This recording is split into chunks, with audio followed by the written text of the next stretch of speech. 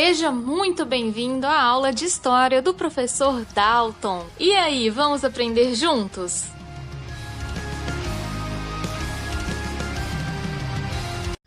Continuando aqui com a nossa terceira aula, desse conteúdo aí sobre a independência na América Espanhola, a gente continua falando sobre as mudanças que ocorreram, que levaram a esse processo de independência. Como eu estava falando para vocês agora há pouco, a sociedade espanhola estava dividida em grupos.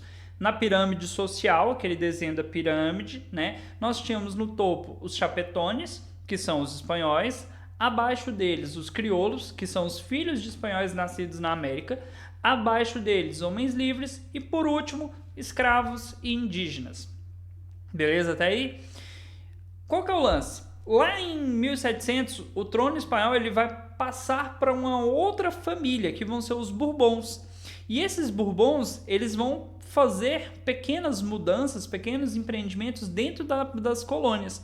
E isso vai permitir que haja um comércio entre as colônias, que foi o que a gente estava falando na aula anterior. Esse comércio entre as colônias, ele vai fortalecer basicamente a elite crioula, beleza?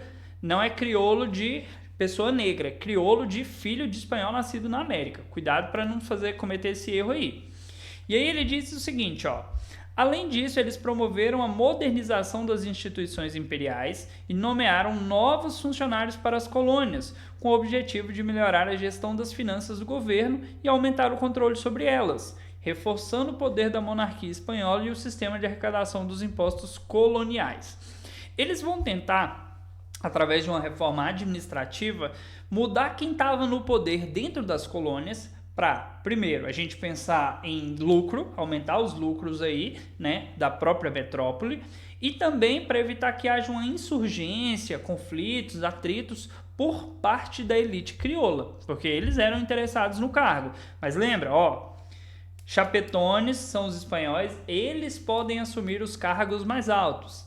Os crioulos, mesmo sendo pessoas nobres, importantes, ricos, eles não tinham esse direito, porque eles não eram espanhóis. Então, por mais que houvesse uma reforma dentro das colônias por parte dos Bourbons, que vão ser essa nova dinastia no poder dentro do governo espanhol, eles não davam esse espaço aí para que houvesse uma participação dos crioulos. E aí a gente continua aqui falando, as reformas dos Bourbons tiveram ampla repercussão nas colônias espanholas e o comércio entre elas foi sendo liberado gradualmente.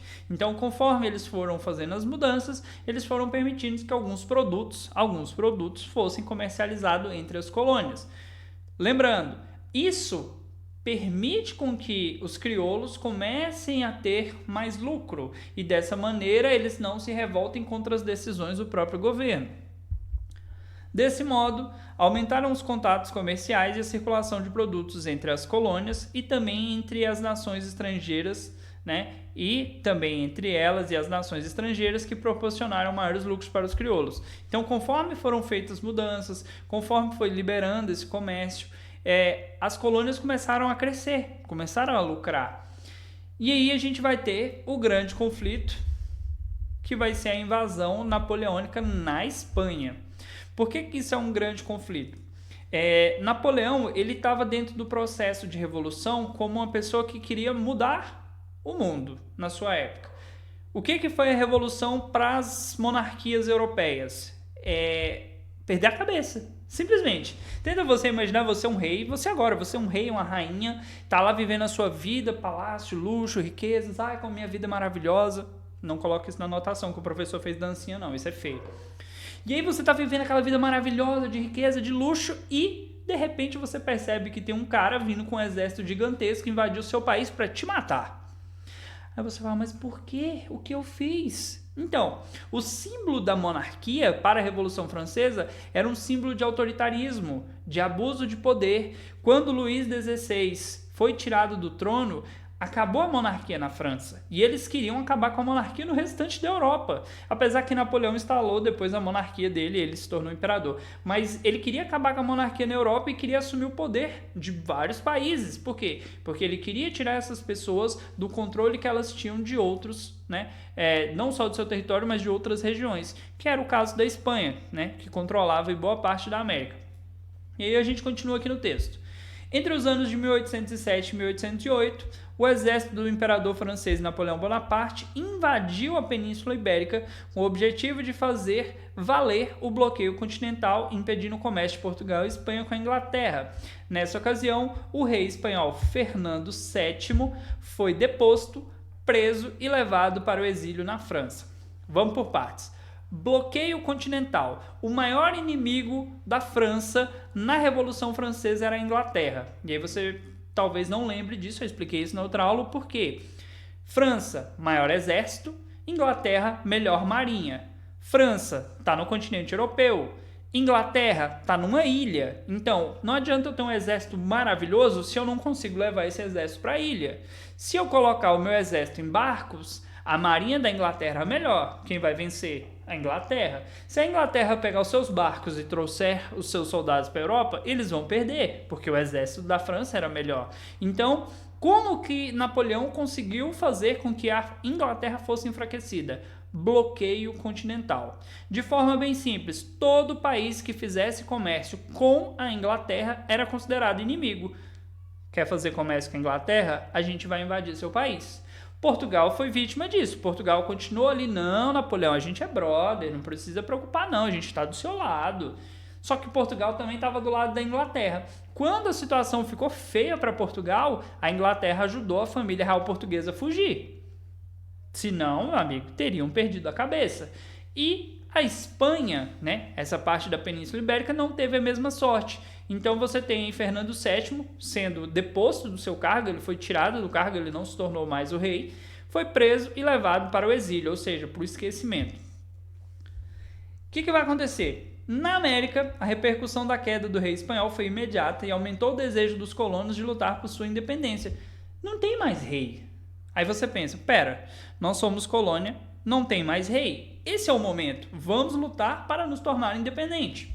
As elites coloniais, então, organizaram-se em juntas governativas que, em um primeiro momento, apenas resistiram à dominação francesa, né? Porque, querendo ou não, você tem o exército francês que quer tomar as posses que pertenciam à Espanha. Isso também acontecia, porque a França também tinha colônias.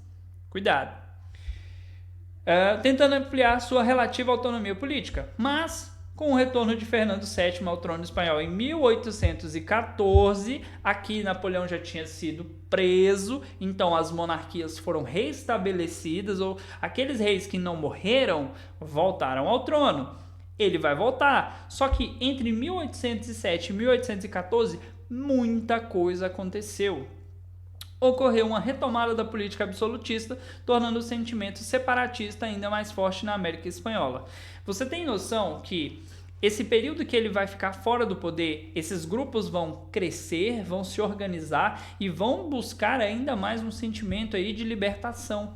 Eles não vão querer mais continuar sob o controle, né, da metrópole, porque a Espanha tinha um objetivo, que era tirar a riqueza ao máximo possível das colônias. Esse período de 1808 até 1814, quem vai governar a Espanha vai ser o irmão de Napoleão, que é José Bonaparte. José Bonaparte vai ficar no trono da Espanha durante um tempo. Isso vai permitir também que houvesse uns movimentos aí separatistas, movimentos esses que vão acabar gerando o processo de independência. Aqui tem um textinho falando um pouquinho sobre essas juntas governativas. Com a deposição do rei espanhol Fernando VII, as elites crioulas, né? Lembrando, elite crioula são pessoas importantes da América Espanhola, formaram com base nos cabildos, juntas governativas locais para se autogovernarem. Ou seja, quem governa não é mais a Espanha, quem governa somos nós. É o autogoverno. Nós vamos nos organizar e a gente que vai mandar em tudo aqui. No interior das juntas estabeleceram-se tendências políticas diversas. Alguns de seus membros juraram total fidelidade ao rei deposto, né? Tinha gente que era espanhol, que vai jurar fidelidade ao rei, porque porque foi o rei que deu o cargo. Outros desejavam governar de forma independente, embora em nome do rei. Por outro lado, havia tendência mais radical que desejava a completa independência das colônias. Percebeu que tem 3 grupos? Um grupo que fala, não, Fernando VII é o meu rei, e eu não vou abrir mão disso. O outro grupo falava assim, olha, a gente quer ter autonomia, a gente quer poder mandar, mas a gente ainda tem uma consideração pelo rei. Não é que ele foi deposto que a gente não respeita ele, mas a gente quer mudanças. E o terceiro grupo falou assim, eu quero ele morto, porque a gente quer independência. Esses são os grupos que vão estar dentro dessas juntas governativas. São esses grupos que vão se organizar para lutar pelos movimentos de independência. Coloca na sua cabeça aí. Quem quer lutar por independência? São os chapetones? Não, porque eles são espanhóis. Quem quer lutar por independência? Os crioulos, porque eles queriam chegar ao poder. Os indígenas, que tem muito na América, muito mesmo.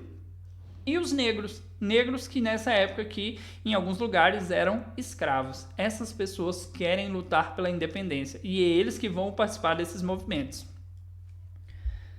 Cadê? Aqui embaixo. Com o retorno do rei espanhol ao trono e o ressurgimento das tensões entre as elites coloniais e a administração espanhola, o grupo que defendia a independência acabou prevalecendo. Ou seja, a elite crioula vai vencer. Como? De que forma? Você só vai descobrir na próxima semana. Tem que deixar aquele cliffhanger, palavra bonita, né? Pra gostinho de quero mais. Até a próxima, galera!